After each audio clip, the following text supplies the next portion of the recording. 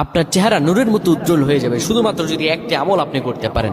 অজু করার সময় পানি যখন আপনার চেহারায় দিবেন, আপনার চেহারায় পানি দেওয়ার সময় শুধুমাত্র একটি দোয়া আপনি পড়বেন, আপনার চেহারা থেকে মেস্তা, ব্রণ এবং চেহারার বিভিন্ন রকম কালো দূর হয়ে যাবে এবং চেহারায় সৌন্দর্য এবং লাবণ্য ফুটে উঠবে এবং চেহারায় যেন নূর চলে আসবে ইনশাআল্লাহ। অনেকে দেখা যায় সুন্দর কিন্তু দেখতে ভালো লাগে না, কিন্তু অনেকে কালো কিন্তু তারা দেখতেও ভালো লাগে। এটি হচ্ছে আল্লাহ তাআলার পক্ষ থেকে একটি রহম। চেহারা সৌন্দর্য বৃদ্ধি পাওয়া আল্লাহ তাআলা দোয়া কবুল করার মাধ্যম, চেহারা সৌন্দর্য বৃদ্ধি পাওয়া গুনাহ মাফ হয়েছে এটার মাধ্যম। প্রিয় ভাইরা আমার, এটা অত্যন্ত গুরুত্বপূর্ণ আমল, সকলেই করবেন। যখন আপনি অজু করবেন, অজু করার সময় পানিটা যখন চেহারায় দিবেন, ওই পানির মধ্যে 3 বার করে ফু দিবেন।